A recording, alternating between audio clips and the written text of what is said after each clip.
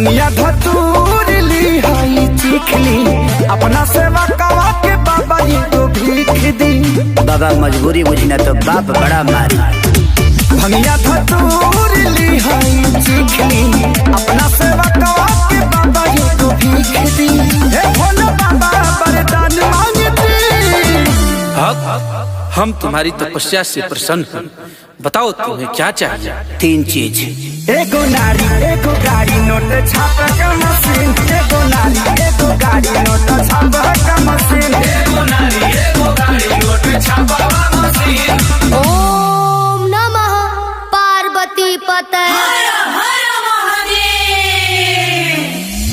हे गौरा मैया तोहर पहरतनी पहिया हमहु बर मांगतनी दिन।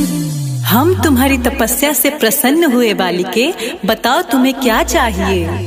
सोना घर एगो घर एगो वाशिंग मशीन।